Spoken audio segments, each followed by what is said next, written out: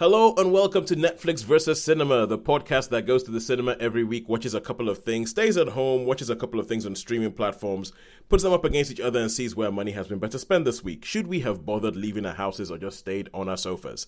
Let's get ready to rumble! My name is Tosin and I'm the host, based up in the middle of the country, somewhere near Birmingham, a place called Bromsgrove. And joining me as always on the Isle of Wight is Sharon Boland. Hello. Shaun Harris. Hello. And joining us all the way from London, it's our London correspondent, is Holly Nesling. Hello. Yes, so usually, as I said, we do go to the cinema and watch a couple of things, and then we could stay at home and watch a couple of things. However, we only have an hour. And this week, it seems to me, I don't know about you guys, it looks like all of a sudden there's a lot more to watch in the cinema than there usually is. Okay, cool. I'm seeing a lot of nodding. Yes, there's been a bit of a glut at the moment. Yeah, and not just sort of blockbuster stuff. I mean, like smaller films. Like there was a film called The Mastermind with Josh O'Connor. They just showed up, and I'm like, what the heck? When I go and look at the listings for the cinemas, all of a sudden there's a lot of stuff that I haven't heard of that's just in the cinema, which I'm taking to mean that it's healthier. That I think it's a healthier climate to release films, especially smaller films. So what happens every now and then on this show is that sometimes we will have nothing in the cinema, so we'll just have we've had a couple of episodes where we've just talked about stuff entirely on streaming platforms. And I thought that today, because we have enough, we're going to flip the script and we're going to do nothing but talk about stuff that's entirely in the cinema. Call it a celebration of the big screen if you want. So with that being said, Netflix, go to the side. Cinema special this week. What have we seen on the big screen? Shaun, Shaun, you've been away for a couple of weeks. You've been flying around Thailand. Tell us what you've been seeing. Okay, so when I was in Thailand, I watched Primitive War, which I see. I've been doing some research on that. I see it is going to be released. Whether it will come to the island, I don't know, but it's going to be released on the 23rd of November, I think, over here. Okay. But so it's a Shudder thing, apparently, or something. Or not Shudder, something else. It's one of those streaming things, but it's at a release. One of the streaming platforms, but they're releasing it in the cinema. Yeah. So Primitive War, and I went to see. Well, I had some time to kill. I thought, well, what am I going to do? I needed before I was coming back, so I went to see Predator in 4DX. Oh yeah. Yeah. So in 4DX. So Anyway, we'll tell you about that. And then I watched a thing on Netflix around my uncle's because he had Netflix. No, we're not doing Netflix, are we? It's just movies. No, we're sticking with just cinema today. And then I went to watch with Sharon. We watched Nuremberg last night. Nuremberg. Okay. Nuremberg. All right, cool. Good stuff. And yes, Sharon, what have you seen besides Nuremberg? I have seen Nuremberg. I have seen The Choral. The Choral. And I have seen Running Man. Choral and Running Man. All right, cool. And Holly? I have seen in the cinema Springsteen, which we have already reviewed, and Bugonia. And then a whole load of stuff at home, but obviously saving that. Oh, good Lord. You know, I'd forgotten about that. We have 7 films in the cinema. 7 films. And these are all films we've seen in the last week. It's 7. Good God, we've never had this. Like, we've had 7 films in the cinema talk about it. I thought it was 6. I forgot about Bugonia. All right, cool. And I have seen Bugonia because Holly saw it and I was like, I need to talk about this. So yeah, I've seen Bugonia and I have also seen Predator Badlands. Right. So, good Lord. Okay, usually I try and arrange these things so that we don't end up with, each one of us having to talk back to back to back or anything like that. But I don't even know. I'm just gonna throw this thing in and start and see what happens. All right, cool. So let us kick off then with Predator Badlands. I think Predator Badlands is possibly the biggest thing. I think probably that and The Running Man are the 2 films. So, Shaun, if you're okay, I'll give a little bit of a summary about what this is all about. Okay, so Predator Badlands. Like, you might have heard the name Predator. And Predator, you obviously have the big bad movie in the 80s, which was Arnie fighting this alien in the jungle somewhere in South America. And that has been a film that it's an action movie classic. Everybody says Predator, action movie classic, no arguing about it.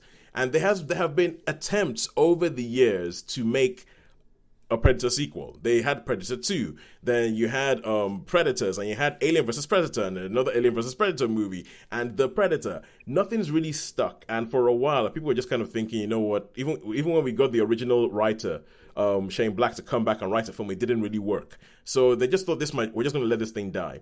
Then during the pandemic, a guy called Dan Trachtenberg managed to convince them to give him some money to make a film called Prey, which was a Predator movie, and it was a Predator movie, but it was set like, pre the Europeans getting to America, amongst like, a Native American tribe and a Native American girl fighting a predator. That was the whole idea behind it. Mm-hmm. And so that film did really well. It did really well on streaming. And now they have actually given him a lot more money to go make a film, and this time it's in the cinemas. So I think that there's a little bit riding on it. It might be putting too fine a point to say that the fate of the Predator franchise rests on this film, but it kind of does. And he has come up with a different sort of story where this time round, this is the first Predator movie in which you focus on the Predator. So the Predator idea is like he's an alien, and they call him Yautja. Yautja, that's the name of the species. And in this, you're focusing on a Predator thing. And also, I just had this random thought when I was thinking about, I don't think there's ever been a character in a Predator movie that has shown up in more than one film. All characters in all Predator movies show up in one film, and then that's it.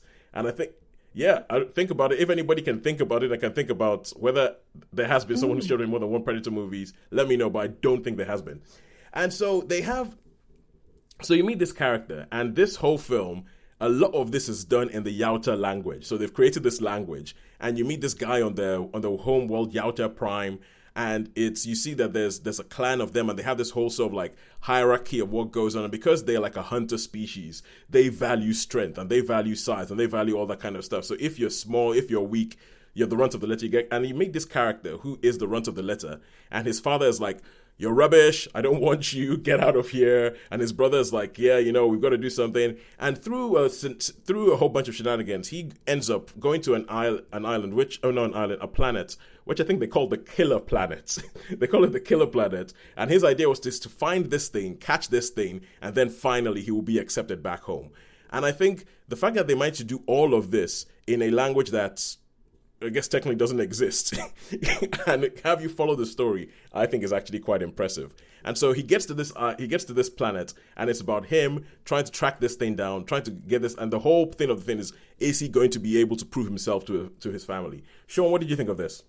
Okay, yeah, well, it was really, to start off with, it was quite serious, shall we say? It was quite serious, and then it gradually become, if I can say it, very Disney-fied, I thought. Very, but I'm not knocking it, but, and I agree with you on the sense of like with the language and all that, and then with the, we'll have the universal translator, so. Yeah.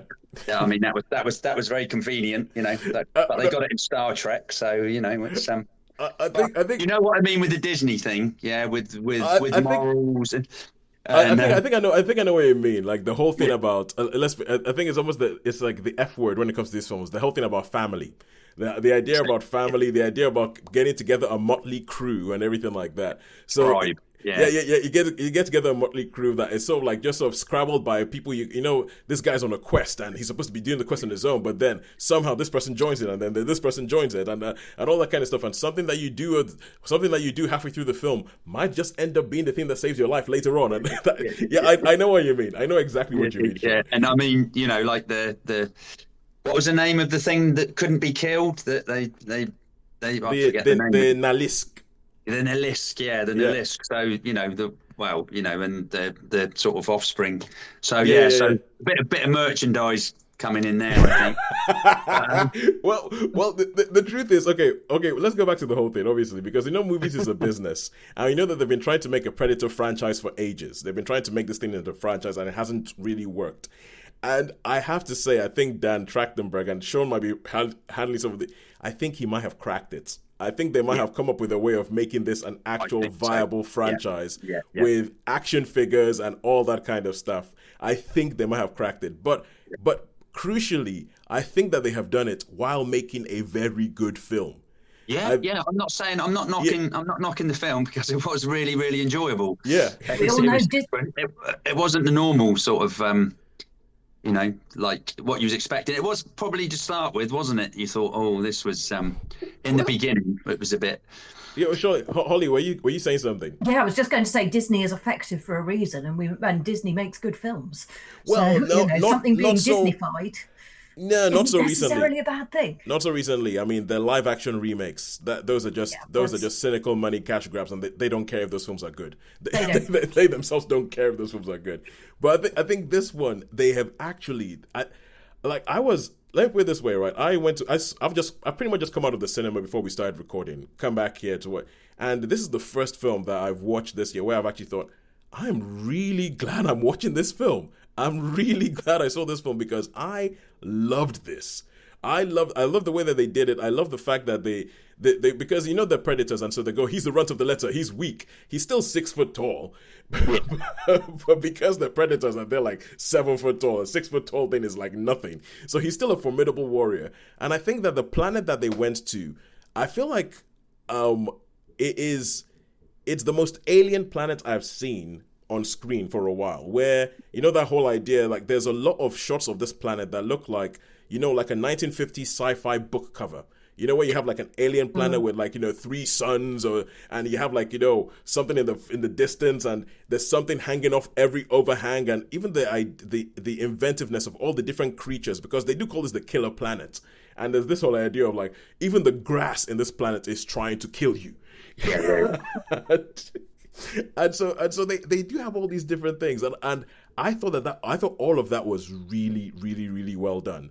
I feel like there's no secret to the fact that Elle Fanning is in this film, and there's no secret to the fact that there is DNA crossing over from the Alien franchise. So there's a big jump. And what was that? What was the film with Will Smith? I don't know if you noticed. What was the where he's like the pilot? What was that called? No, not After Earth. The famous one with Jeff Goldblum as a scientist. Independence Day.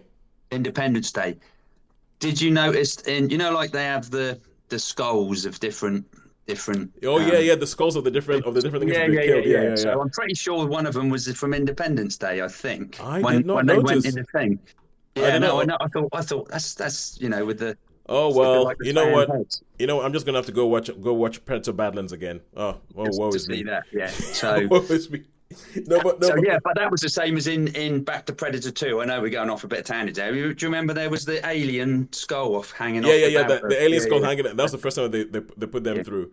And I feel like, but Elle Fanning's in this film, and the way they use Elle Fanning, I think is really good. And the thing about the Universal Translator, there's a line she says that it's pretty much a line said to the audience. She's pretty much looking at the camera when she says it. Where she starts speaking Yauta, because she Fanning plays a synthetic in the film, which you might have known if you watch Alien Earth and everything like that. Ian Holm, Lance Henriksen, they've all played synthetics and she plays a synthetic. And there's a bit where, because they're synthetics, they're essentially big computers, she starts speaking the Predator's language. And so she speaks it, and then she goes, oh, will this be better for you? I speak English, and then but you hear Yauta. And I'm like, that's not a line to the Predator, that's a line to us. that is a line to us as the audience. It's like, thank you very much, it is better, we will skip past it. But I felt like everything, the action scenes I thought worked. I thought that the geography of the action scenes, the logic that the Predator would use to take something down, I thought they all worked. There were some bits where they have some very kind of. There was a bit that I was like, Shaun's gonna have problems with this, and the only reason they've done this, the only reason they've done this is because it's like an in joke for Predator fans. All I'm gonna say is, Shaun, modified shoulder cannon. Yes. I know what you mean. Yeah, the modified shoulder cannon. One, with the like shall we say some capturing of things as well, but I know exactly what you mean. I know. I did look at. I was watching that. I was going, I don't know how you did that, but you know what? I'm having such a good time. We're just going to let it go. And I had a good time. I mean, really, I didn't think much of the 4DX, to be honest. I'd have been quite happy to watch it with that, but it was just a convenient time and how it was. I mean, because you had when some of those things blow up and sneeze, you were getting puffs of air and all sorts of stuff like that. And it was like, didn't really, it was all gimmicky. And so that didn't really, but the film, I've really got involved. I really enjoyed it, to be fair. Yeah, I really enjoyed the film. And I know that at the end they do, because obviously, as I said, I feel like they've gotten something where they could actually launch a franchise now. And there is something at the end where they kind of say, ooh, this is where the story could be going. But I feel like the way they do it is acceptable because the film kind of ends. And when the film ends, you're like, that is a good ending. And then they say, but there could be more for you to come back to. But if you want to ignore that bit, you can ignore that bit. And this is the end of the film for you. I thought it was a great film. I would give this, for me, it's a Stone Cold 4. It's a Stone Cold 4 out of 5. I agree with you on this one. Yeah, 4. I'll give it a 4 as well. I had a really thoroughly good time. I enjoyed it. I loved it. I mean, I was. It's been like one of the most shocking good times I've had in the cinema because I don't think I was expecting that much. I think Dan Trachtenberg is going to have the keys to the Predator universe for a while because he's done a good thing here. Right, let's go over. Let's carry on in a cinema thing and let's talk the Choral. Sharon, right, I'm going to put this. I'm going to put the charger on, so you probably just have me blank for a bit. Okay, no problem, Shaun. Right, yeah, the Choral. This is a film with Ralph Fiennes. It is a British film with a largely British cast. The story is, it is a small provincial town in the north of England in 1916. And this is 2 years into the First World War, where a lot of the young men have been called up. Well, it's before the conscription, so a lot of the young men have volunteered and have gone over to France. We have seen a lot of losses, but it hasn't had the big battles yet. So there's still that suggestion that it might still be over by Christmas. And this is the beginning of 1916. And there is in this town, there is a choral society that are struggling to sort of perform their sort of annual pageant or their annual show because all their male voices have disappeared. And they have their main director has volunteered to join the army to go to the front in France and Belgium. So the people who organise this, the local sort of aldermen, decide that they're going to have to recruit someone to come in to become their new choir master, their new choral master. Yeah. And they invite Ralph Fiennes. He is an expert musician and a director of music, but he has been living in Germany, so he's become something of a persona non grata amongst musical circles because they regard him a little bit suspiciously. But he's available and he's good, so they invite him to come along, and they're going to do I think it's St. Matthew's Passion as a song, but it is by Mozart, so it's by a German composer, and they say no, we have to have something British, so they decide that they're going to put on an Algar choral piece. Yeah. And the film is literally about them gathering their choir and then using the events of the world, the fact that the world is at war, Britain's at war, the young men are going away, and one of their premier voices, their tenor, comes back from war severely wounded. And the play of the song the choral piece they're going to do is called "The Dream of Gerontius," and that's basically a man at the end of his life is dreaming that he is met by an angel who is basically talking him through the end of his life. Yeah. The devil is trying to tempt him into hell, and the angel is trying to lead him into heaven. And at the end of this piece, that he is sort of drawn through purgatory with a promise that he's going to end up in heaven at the end of it. And they use the imagery from this play, but bring it into the context of the First World War. So you see that instead of an old man at the end of his life, it's a young man who's been in the fighting. And the angel is like one of the nurses who is like the voice, and someone else is like plays the devil. And the promise of, so they bring it into the context against the backdrop of the First World War. So yes, that's it. So the performance, the music is done beautifully. It's beautifully sort of performed. All the voices are stunning. I don't know whether they're professional singers and they just dubbed, but it certainly was beautifully performed. Not a piece I know. And you see, there's sort of written by Alan Bennett. Directed by Nicholas Heitner, so it's very much sort of okay. Was this a stage play? Because, I don't know. Because that's some real stage play pedigree we're talking about. Yeah, yeah. But it's possible if it's Alan Bennett, he writes. You tend to think of him as sort of it started this sort of genesis on the stage. Yeah.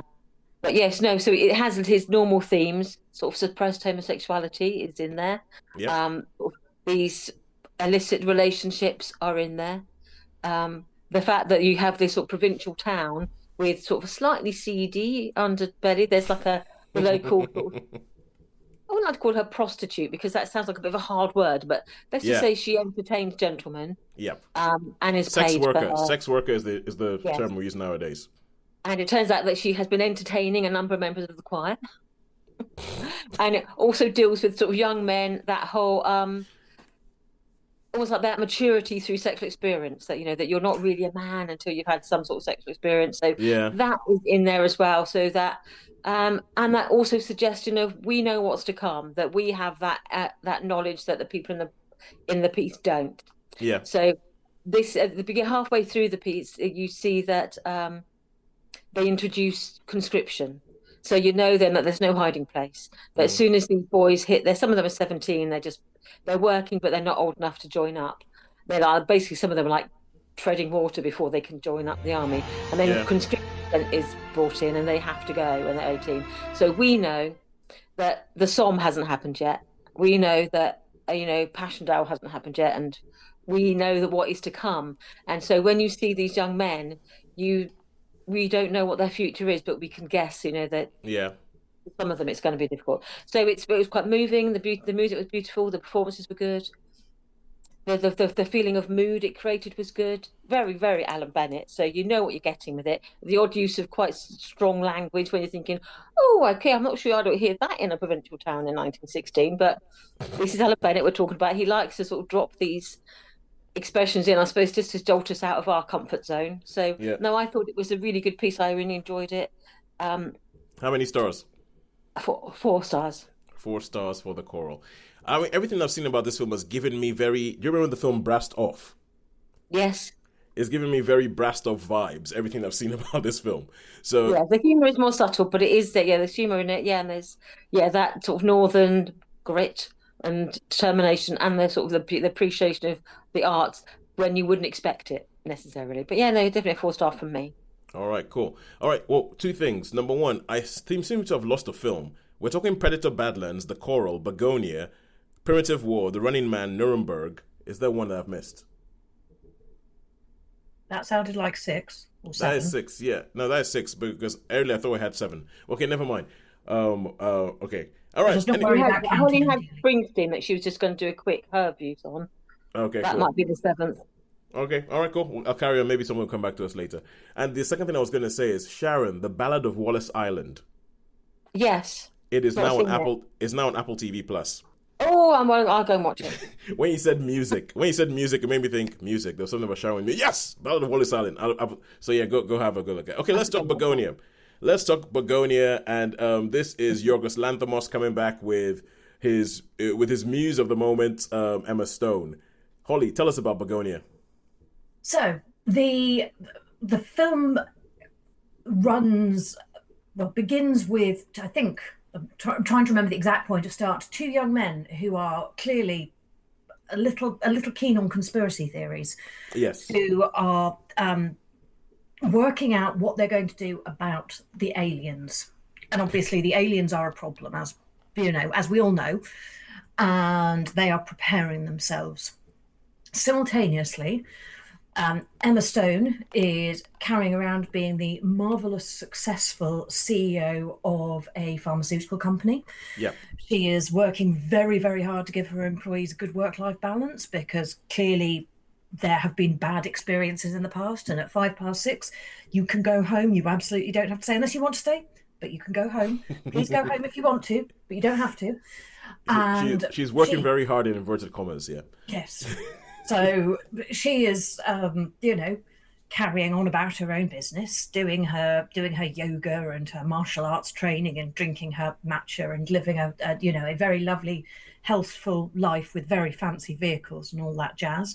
Yep. And she goes home one day to an attempted and in fact successful kidnapping from our two conspiracy theorists, nut jobs, as I'm going to kindly call them, played by Jesse Plemons and Aidan Delbis. I'm reading this across her, yeah. And mad kidnapping ensues, involving all sorts of running around the place, and you're thinking, why? This is just not sensible. But all right. Well, I mean, it's a kidnapping. It's a kidnapping attempt, or I guess it's actually a kidnapping, but it's very Yorgos Lanthimos. It's like where nothing is going to be straightforward, nothing is going to be pretty, everything's just going to be what? Yeah, everybody might be an idiot. So they successfully kidnap her and drive off in her fancy schmancy vehicle, and get her to their suitably prepared hiding spot, which is literally where they live, and it becomes apparent that they believe that she is an alien representative on Earth, representing the Emperor of Andromeda. She is an Andromedan. Yes, so she is Andromedan. And in order to prevent her communicating with the rest of her species, they shave her hair, because according to them, that is how the Andromedans communicate, is through their hair. Yeah. Right. Okay. They cover her. They cover her from head to toe in antihistamine cream. Yes, because that will reduce it as well. Yeah. So you sit there watching it, going, "Of course you do." Right. And Lo begins her efforts to escape. Their efforts to get her to take them to her ship, and to make everything better, and our efforts to figure out what the hell is going on. Exactly, with random policemen showing up, and clearly searches going on out in the real world, and constantly wondering how a high-end vehicle like hers didn't have a tracker in it, and all of these things where you just think, so many questions. So many questions. Yeah, well, but it is okay. I'll pick up on that because it's Yorgos Lanthimos, right? And he's the one who did Poor Things. He did Poor Things with Emma Stone. He did Kinds of Kindness with Jesse Plemons and Emma Stone. And I think with him, you just kind of accept the world that he's given you, and I don't think he ever pretends like this world is really real, or that it's ours. It's always kind of heightened, it's always kind of weird, and it's always kind of like, when you start trying to apply logic to it, it always kind of falls apart. And it's just kind of like, well, yeah, that's what happens. Yeah, that is what Venice looks like in Poor Things. Yeah, that is exactly, that's what, it is possible to put the brain of a baby in a grown woman. Yeah, totally is. It's like, you just accept these things. Sorry, Shaun, you're about to say something. Yeah, no, I was just saying that I really want to watch this, actually, because this looks intriguing, but I think, sure, I think this will be right up your alley. I think it'll be right up your alley. Like some guys who watch too much YouTube and come up with conspiracy theories and what they're gonna do. And for you, as the audience, you're watching it and you're constantly trying to figure out who's telling the truth. Are they right? And is she actually an alien? Is she right? And are they not jobs? And it's like, is the thing somewhere in there? And Holly, I'm not sure about what you think about this, but there's even a bit of a hint in some of the things that they show on screen that this entire thing might be taking place on a flat Earth. Like, yes, so yeah, there were some things that came up my skin. I was like, wait, hang on a second. What are you trying to say here? And so to give you any more about this, I think would end up just being spoilerific as to where it goes. I mean, I feel like there was somebody who... There was someone who saw the trailer of this and was like, let me guess, and sort of like, went forward and just sort of like how they thought the film was going to go. And I don't think it's that hard to guess where the film is going to go, but I think they very effectively put doubt in your mind at certain bits of the film, whichever way you think it's going to go. There's effective bits where they put doubt in your mind as to, okay, what the hell is going on here? What's good? Right up until the last moment, there were bits where I was like, okay, no, I think I know what's going to happen here. That's going to happen. That's going to happen. And I was kind of right, but they still might do things, and like I think that they still might do things that sort of like, where you go, oh, okay, I wasn't entirely right. That they've switched something here. I wasn't entirely right. I think the performances are good. They are weird. For a long time, it looks like there's only going to be 3 people in this film, but they sort of expand it a little bit as they go along. it still has because there's a bit, because a big thing about, I don't know whether this is why it's called Bugonia, but a big thing about them is that they look after bees. And one of the first things that they've started thinking that the aliens are coming is because the bees population is dying out. And so they come from a conspiracy theories point of view, but also if you have like an environmental leaning, it kind of makes sense, because it's like, yeah, why are the bees dying out? We need to do something about this and everything like that. And so it has like, global consequences. And there's bits in the film where they show the globe and they show some of the consequences around the globe. And it has one of my bugbears. Where are the black Africans? Like, yeah, good point. Yeah, and Holly, if you go back and look at it, didn't see one. And so yeah, it's so. But that being said, it is suitably weird. It is suitably out there. I think all you can say is the synopsis, and you can't really say there are some shocking scenes in it. There are some crazy scenes in it. There are things you expect in it, and it is suitably weird. And obviously, you have Emma Stone once again giving quite a committed performance, and Jesse Plemons looking so skinny. I mean, yes. Wow. Yeah, honestly, Shaun, I mean, Jesse Plemons, right? And I do, yeah, no, I like him. I think he's good. Yeah. And someone who I don't think's very good, which we'll come to later. Anyway. Who, Emma Stone? No. Okay. Not this film. Okay, cool. All right. I have to say that I have still not decided actually what I think about it. Okay. A week and a half on. Week and a half on? Yeah. And I think that's exactly how Yorgos Lanthimos would want it. It's like exactly. But okay, but not having decided, what is this one of these things where you go, it could be a 1, it could be a 5, or is it more like it could be a 3, it could be a 4? I think it could be a 1 or a 5, but I'm going to give it a 4 because it is a genuinely well crafted film. The performances are excellent. Yeah.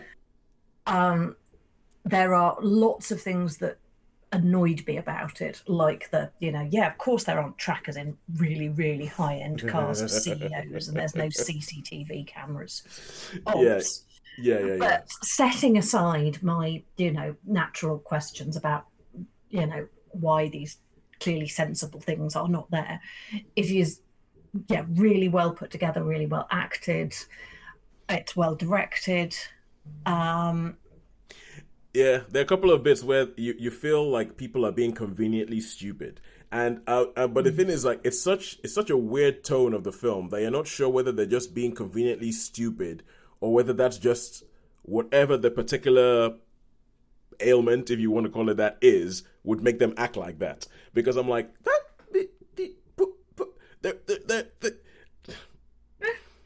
okay, I hope this is not a spoiler, but I'll say there's a bit that involves antifreeze that makes me think, how dumb are you?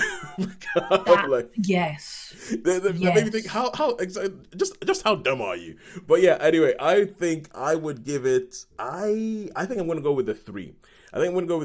I felt like it's probably the most straightforward film that he's done. And I felt like it was quite straightforward with the way the storyline went. I felt like there wasn't really much else to it. We're trying to get away. It's a little bit of misery thrown in there and everything like that. But I thought I'm going to give it a 3. Holly says a 4, but she's not. I'm giving it. Sure. It's a low 4, but it is a 4. It might change in a week. Yeah, I may have it down to both a 1 and a 5 within the next 7 days. Simultaneously. Keep thinking, and Holly, I am here if you want to talk it out later. Yes. Yeah, we'll yes, talk it out I later. do. I'll tell you what. Let's get a date in the diary. We'll talk it out. We'll do a special little thing of us just talking about spoilers in Bugonia. Yes. All right. Wait for me to see it because I will be watching it. Okay, yes. Shaun, you go see it because I think your takes will be interesting. your takes of what you think about Bugonia would be interesting. All right, cool. Now let's go to Primitive War. Started that a little bit early. Shaun, Primitive War. You said you saw this in Thailand. Is this a Thai? See this in Thailand? Yeah. Is it a Thai movie or is it an English film? Is it like an Asian movie or it's an American or Australian film. All right. So it's definitely Australian. Pardon? The picture behind you, they're Australian. Okay, cool. I've heard nothing. I've heard nothing of this, but okay. So go ahead, Shaun. Tell us about this. Okay, well, what's really, really weird. someone sent me a message about this, like August last year. And Oh said, wow! what about that film? This that was in projection, and I'd totally forgotten about it. And then I was decided to go to the cinema one day because it was nice and cool, and there it was on the. I think I sent a photo of it with the times and all that. And I thought, oh man, I've got to go and see this. So I did, and I was really chuffed because obviously dinosaurs, Vietnam. What more can you want? You know what I mean? Jurassic Park, Apocalypse Now. It's funny. I mean? Yeah, you described this film to us on WhatsApp as like Jurassic Park meets Apocalypse Now. Yeah. So I mean, there is in each of these. I mean, you got like the. I think some of it is a homage because you got the helicopters, the Huey helicopters going across the music, with old 60s music, a bit like Tour of Duty, all that sort of stuff. Anyway, I'll let you get to the story. So starts off with like these Green Berets in the jungle, and then sort of they're like, there's obviously things out there and they get taken, and then there's a special LRRPs team, the special long range reconnaissance team, which they get called in and say, we've lost our Green Berets. We need you to go and find them because you're the best of the best. You know what I mean? And so you got a group of characters that they've all got specialities and all that, and they get taken into the area where the Green Berets disappeared. So in this, you can imagine what happens. You've got which I thought was quite good was there's like Russians in this, and I know the NVA did have Russian advisors, more so than Chinese. It was the Russians that supported the war more so than in historical fact. So, but then you've got like mad scientists and mad Russian scientists, and and it just goes a bit crazy. But it's really, really good fun. Lots of action. I mean, the T-Rex is totally Jurassic World. Totally, you know what I mean? And there was an issue because I've got to have a couple of issues, haven't I? Which I thought, I'm not sure someone could outrun a T-Rex. You know what I mean? Because they're pretty big things, and they must have giant steps. But yes, I put it down. So I tried to make excuses because I was enjoying the film. I thought, well, I could put it down to like they were just toying with them and trying to play with them a little bit rather than, But they did run away from it in Jurassic World, didn't they? Yes, Holly. 25 miles an hour, a T-Rex's max speed was apparently. How much? 25 miles an hour. Right, okay. But anyway. In their defense, it takes them a while to get up to that speed. yeah, okay. And I mean, they do it in the other dinosaur films. So you've got elements in this film which I love because I love Vietnam War movies. I love the time period. I mean, it could have been any period, I guess, but it's all the mad, the thing behind it all with mad Russian scientists creating stuff, and they got and there's they find this Russian scientist that's been left behind, but she knows all about the habits of all the dinosaurs and so she becomes quite handy but it's just a really, really good fun shoot 'em up. You got loads and loads of weird. Yeah. Holly, asking a question. Oh, sorry, Holly, I was getting. Don't worry. Latest research says actually a maximum of 19 kilometers per hour. So yes, a person could outrun a T-Rex. Oh, right, okay. Well, that's all right. Thank you, Holly. My pleasure. What I'm here for. I mean, it does get a bit, silly. I've got to be honest. Come on.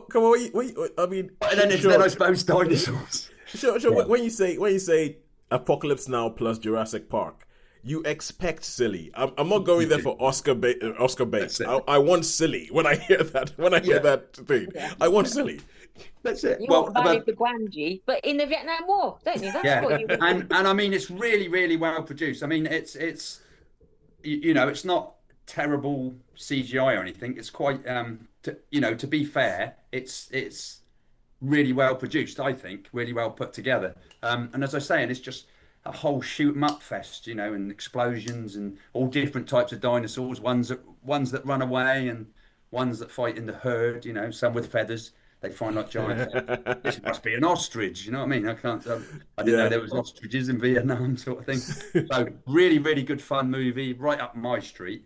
Yeah. I don't know if it would be. Not sure if it'd be everybody's cup of tea, but I certainly had really, really good fun with this.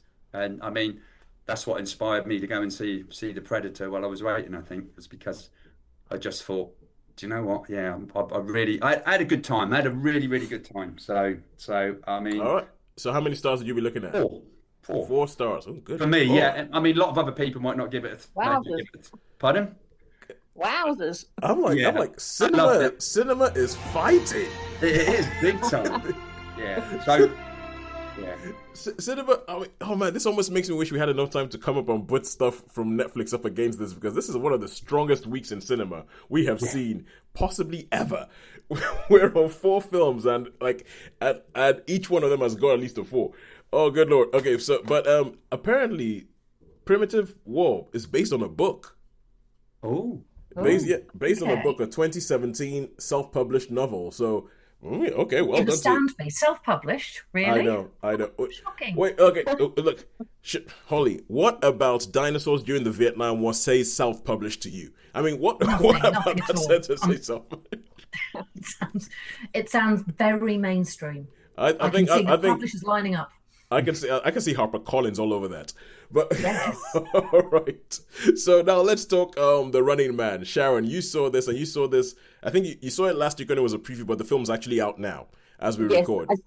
It was actually the secret screening. So I turned up at the secret screening thinking it was on a Saturday night, thinking this is going to have to be a bigger budget film, because why would you ask people to give up their Saturday night if it isn't going to be a biggie? But I wasn't sure which biggie. So I had my hopes. And I also had my please don't be that one, fingers crossed. Okay, give us your hope. What was your hope? I'm going to pause the My hope was actually that it was going to be Nuremberg, because I wasn't aware that was going to be out so soon afterwards. Okay. But I hoped it was going to be Nuremberg, and because I thought that's quite a big hitter. Yeah. And my fear was that it was going to be Wicked. Just because I haven't seen the first one yet, and I thought I'd have to get up and leave because I haven't seen the first one. Okay, cool. So when it came up, Running Man, that wasn't even on my radar. I mean, I had even no idea that was not even out yet. But anyway, Running Man. I think this is the 3rd incarnation of it, based on a Stephen King novella. He's having a good year this year, isn't he, Stephen King? He's having a bit of a run on film. This is the 4th Stephen King adaptation that's being released in cinemas this year. I've seen Life of Chuck, and I've seen. It's The Monkey. In order was The Monkey, The Life of Chuck, The Long Walk, and now The Running Man. And of course, we've got It Welcome to Derry on TV. Yeah, on TV. So he's out there. And I think there's another TV one coming up as well. Right, he's having a busy old year, isn't he? He's not year of Stephen King. Yeah, so Running King, it's based on it, but this is a. I think they've sort of changed it slightly, but I haven't read the novella or the book, so I don't really know the base of the story. But this is set in a future world where the divide between the have and the have-not is vast, even more vast than now. There's such an unequal society that it's set in America, and they have what's called the new dollar. So basically, the finances have changed completely. The new dollars don't have Washington on them anymore. They've got another president on them. And that sounds like something very serious went on. The world is a different place, but the wealthy are even more wealthy, and the poor are even more poor. So like one new dollar is like a week's wage for someone at the bottom, whereas someone at the top, they would pay $100 new for a sandwich or something. There's this such a vast divide. And we have our main character, who becomes the Running Man. He has a wife and a baby. They work all hours. He tried to get a union started at where he worked because of the unsafe conditions, and he has been blacklisted, so he's not able to get a job. And there is a television, or reality television, is vast. It's this behemoth. And basically, they have open auditions where you turn up, they give you all these tests, all these questionnaires, these physical fitness things, and then you get fed into a changing room, and depending on the colour of the costume you're given, that's the show you end up on. So you don't actually know what programme you're going to be in. And his daughter is sick, and they can't afford the medication for her. His wife is working all hours. And just when you say reality television is vast, I don't think it's that different from now. No, I think that's because one of the programs it is about. I can't remember the name of the program. Oh, the Americanos. The Americanos, this very wealthy family, lots of women who are sort of devastated about, I really wanted this handbag and I couldn't get this handbag, and so I had to get this handbag. And why are you always picking on me? You just say, yeah, there's this, yes. It's essentially the Kardashians, yeah. Yeah, so anyway, he ends up being on the Running Man, which his wife said, do any show, but do not go on the Running Man because I want you to live. Because the premise of the Running Man is that you have a 1 day's head start, and for every day that you stay alive, you can earn more money for your family that is guaranteed. So if you survive the first day, they get $10,000 new, and that is theirs forever, regardless of how long you live. And so the longer you live, the more money you can earn, and you have tasks you have to achieve, and then there's sort of things that you can do. Like if you kill someone hunting you, you can get huge bonuses. Yep. You get bonuses, but you have to stay alive for 30 days. And we're now on season number whatever, but no one has ever lasted the 30 days. Yep. There's been one contestant who lasted 29 days, but no one's lasted 30. And they live in a vastly surveilled world where there are these sort of drone cameras that record everything, every movement. There are spies everywhere. Everyone is sort of incentivized to turn in their neighbors and to spy on you. And if someone turns you in, they get a reward. Mm-hmm. So it's basically this highly charged environment. And he sort of is thrust into this against his will, but he isn't going to go lightly. He's an angry man. He's, angry at the world. He's angry at society. And so you have this battle of wills between the producers of this show, the main one being played by Josh Brolin. Yeah. And Coleman Domingo plays like the host with the most, who's like introduces it. And I mean, I've seen the clips of Coleman Domingo in the trailer, and I'm like, I think that's perfect casting. He is nailing this presenting gig. He is just this guy, yeah. So yeah, it throws all the thrills and spills. And Amelia Jones is in it as well. She pops up a bit later on in there as someone who he encounters on his adventures. We knew her from Coda. And yeah. With Alec. And so that's how we know her from. So yeah, this is like full on action, angry man versus an unequal society, and he does not care to play along by their rules. Yeah, he's doing this to save his family, and that's his role in life. Yeah, and so yeah, you have this epic sort of clash of ideas. How many stars would you give it?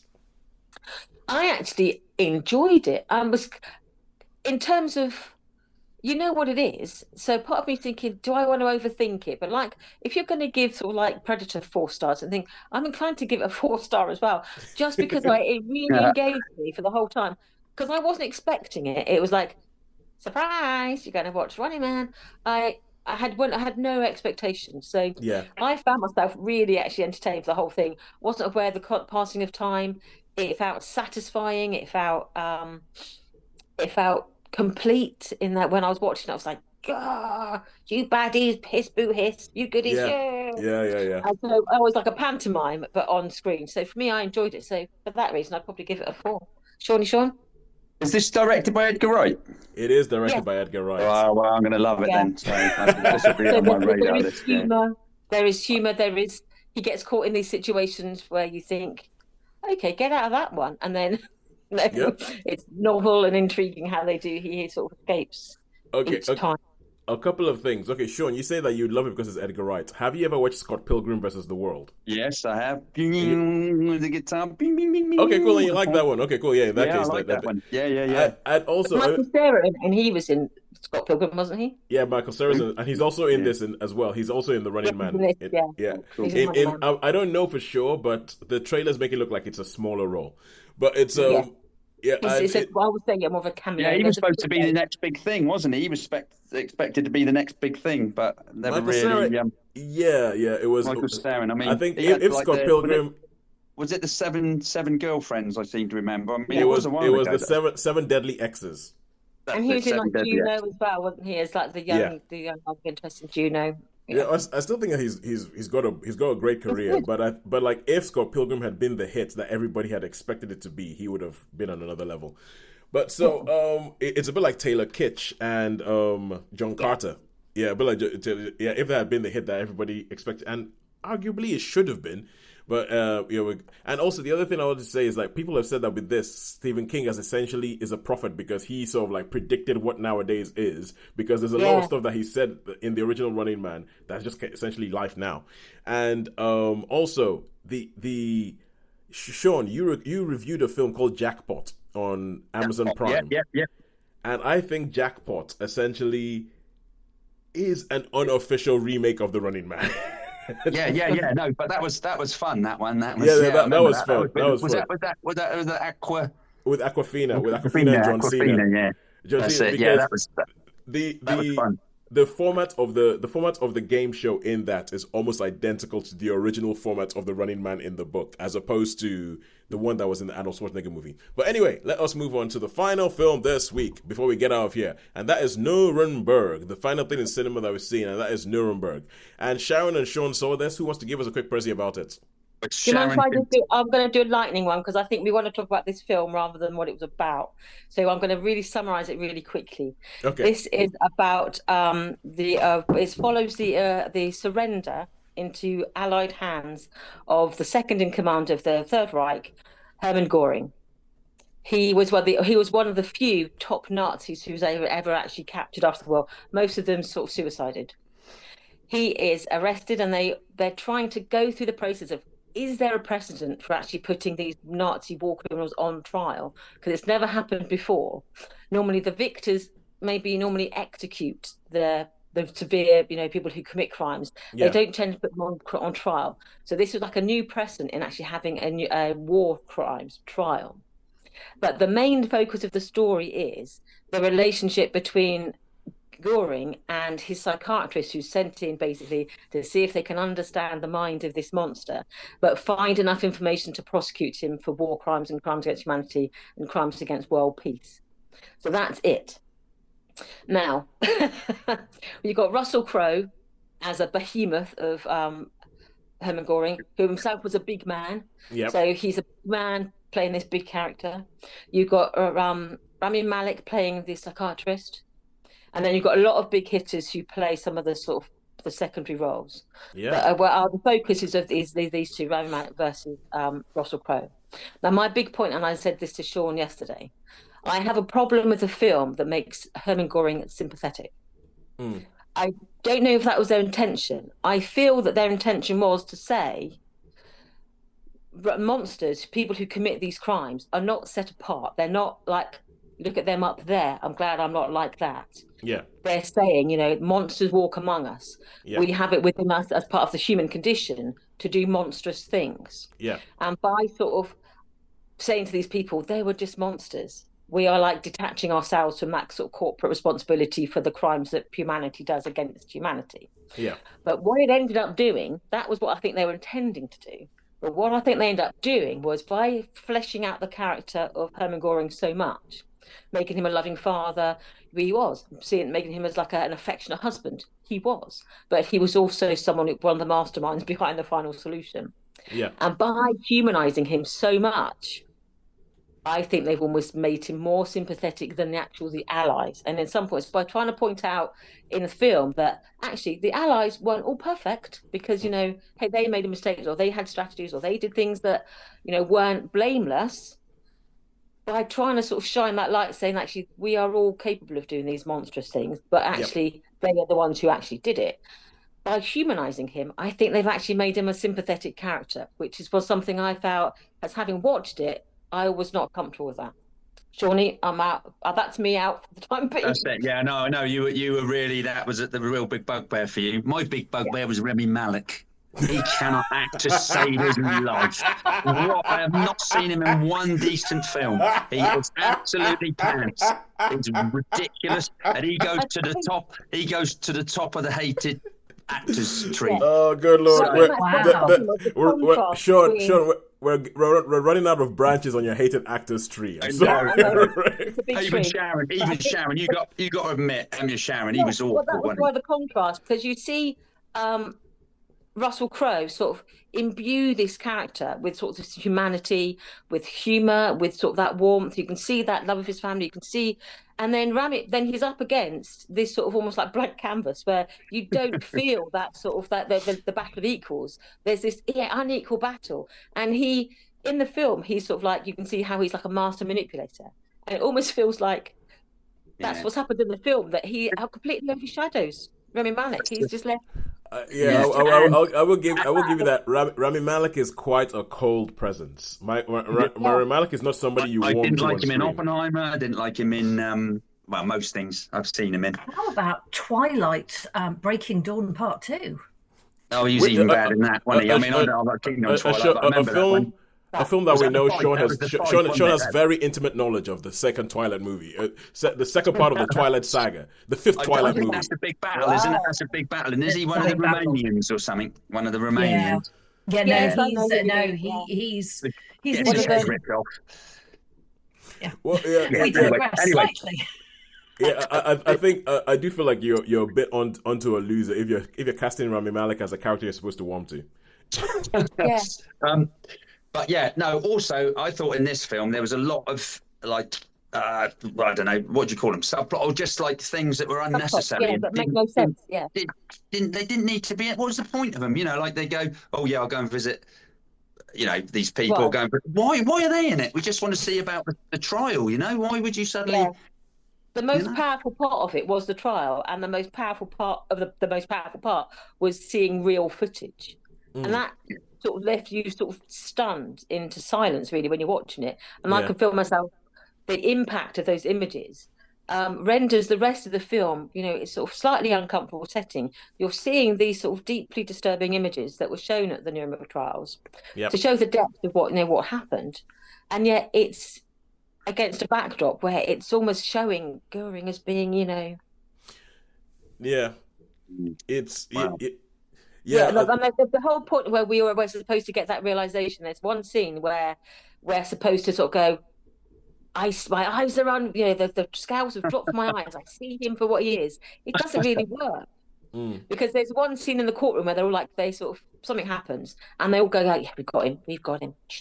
And then you're thinking, actually, it was quite underwhelming. So you're not left with that.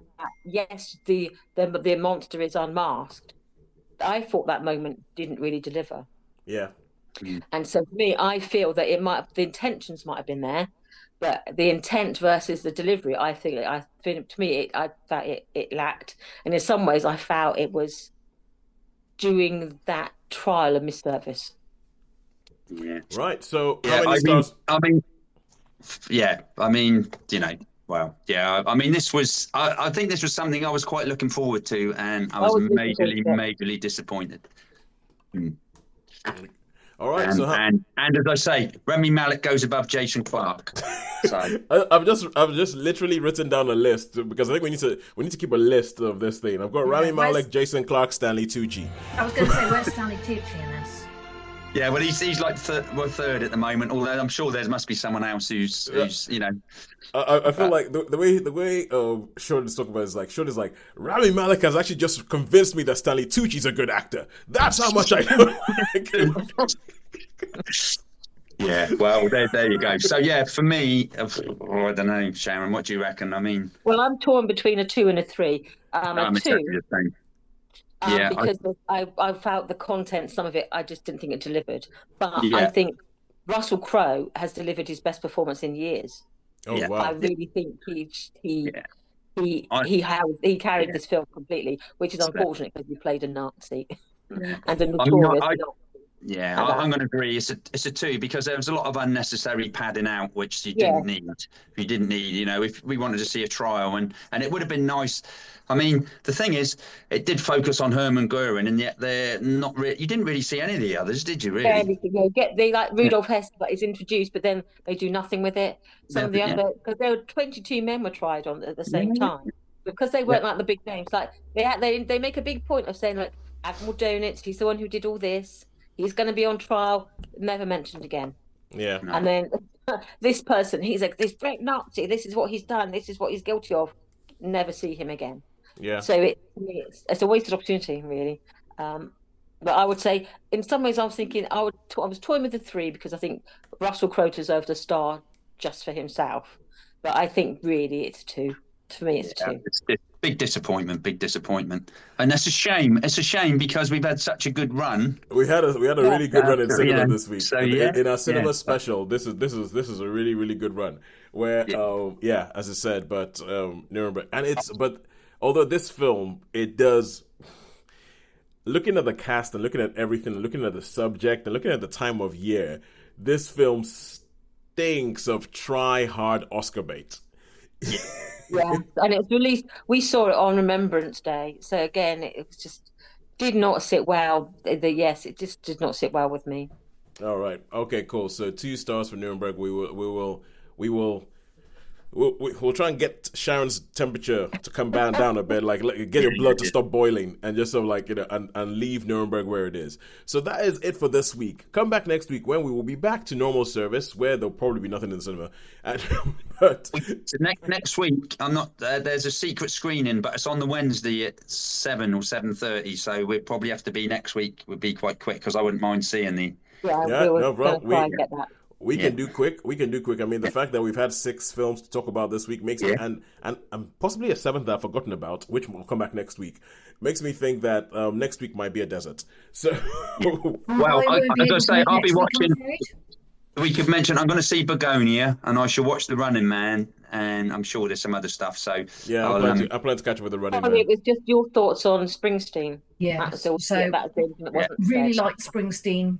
Thought it was excellent, very enjoyable film. Was it the best thing I've ever seen? No. Did I enjoy the music? Yes. Have I got, bizarrely, of all the music in it stuck in my head is Drift Away, which was playing at the start of the film. So I'm a Dobie Gray obsession as a result of it. But I thought it was a very good film, and it's a solid 4 to my mind. Yes. And I was just thinking we should do our own personal list of like biopics, and put them the ones we've seen, and we should do the actors we don't think are very good and actors that we think are good and mediocre ones and all that sort of stuff. I reckon we should all come up with I think we've already done that, Shaun. I have a short that I'm working on to go onto a YouTube channel. That's essentially us complaining about actors who we don't like. So brilliant. Well done, mate. Because there was one. It wasn't an official segment of a show a while back, but there was a good 5-minute period where we just went on about actors we didn't like. So and I was just one thing before we go, but one thing before we go, speaking about Springsteen, Delivery for Nowhere, we had somebody who actually commented on our Springsteen review online, and it's a guy called Nathan Maroney, I'm not sure. He says, as someone who loves the album Nebraska, this movie really worked for me. But if you don't know that album, then I don't really see how Deliver Me From Nowhere would work for you. So it's like, if you don't know Springsteen's album, it doesn't see how it would work for you. I asked him how long he's been a Bruce fan, and he says, oddly, I'm not a fan in general. Nebraska is the only album of his I like. I've listened to it for 15 to 20 years now. And I just replied, sounds like you and Sharon would get on. So, so Sharon, you might have found a kindred spirit. But until next week, it is a goodbye from me. It's a goodbye from me. It's a goodbye from me. Goodbye from me. Thank you very much for joining us.